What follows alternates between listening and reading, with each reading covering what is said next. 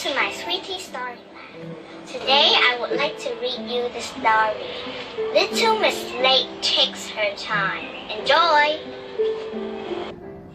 It was midday. Little Miss Late was enjoying a relaxed breakfast in front of the television when there was an announcement. This is what she heard. The first 6 people to come to the supermarket will win a fabulous prize, Announced the television presenter. The lucky 6 can fill the shopping trolleys with whatever they wish without having to pay. It's completely free! How extraordinary, said Little Miss Late. I must try to win that prize, and there's not a minute to lose. What do you think Little Miss Late did next? Instead of rushing to the supermarket, she finished her cereal, made herself some toast, slowly drank her tea, then she ran a deep bath with lots of bubbles, slowly climbed in, and stayed there until the water had gone completely cold. Then she carefully dried herself. But perhaps now, at last, Little Miss Late was ready to go to the supermarket to try to win the prize. No, not at all. Little Miss Late went into her bedroom, plumped her pillow, made her bed and tidied her wardrobe. And then, in no hurry at all, Little Miss Late started to walk to the supermarket. When she arrived at the supermarket, she met Little Miss Bossy pushing a very full trolley. Always late. Little Miss Late, said Little Miss Bossy. I arrived a long time before you, and look at what I have won. If you wanted to win the prize, you should have been much quicker. Too late, poor Little Miss Late. Not only was she too late to be one of the first 6 customers, but she was so late that the shop was shutting. Little Miss Late was so disappointed. The next day, Little Miss Late received a letter that cheered her up a great deal. Wonderful, she cried.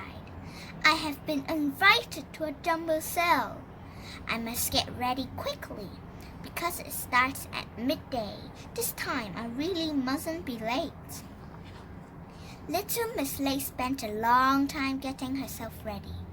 This time I'll be sure not to miss anything, she said to herself as she finally left the house. But on the way she met somebody. Ah, my dear Little Miss Late, began Mr. Chatterbox, who was out taking a walk and who was absolutely delighted to have met somebody he could chat to. you are looking splendid, He continued. as you always do. In fact, quite splendid, like a ray of sunshine. Ah, the sun. What a marvel the sun is. Dear Little Miss Late, did you know that 9 planets orbit around the sun? 10, according to some astronomers, and so there are 7. And on and on and on and on and on. He talked for so long that when Little Miss Late arrived at the jumble sale, Mr. Mean was shutting up. Oh no, said Little Miss Late. Please don't tell me that I'm late again, I have to tell you that you are late again. replied Mr. Mean. There's nothing left for sale. Everything has been bought, and these things are mine, he said, pointing at his wheelbarrow. Once again, Little Miss Late was very disappointed. She needed to do something to cheer herself up. So she went to the cinema. A film will give me something else to think about, she said. Ah, that's a cowboy film. I love cowboy films. Now, knowing Little Miss Late, do you think she'll be in time for the film? Well, extraordinary.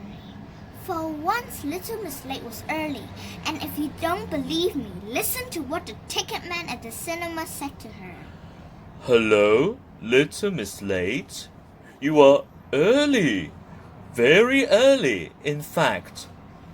And since you are my first customer, I would like to give you a free cinema ticket.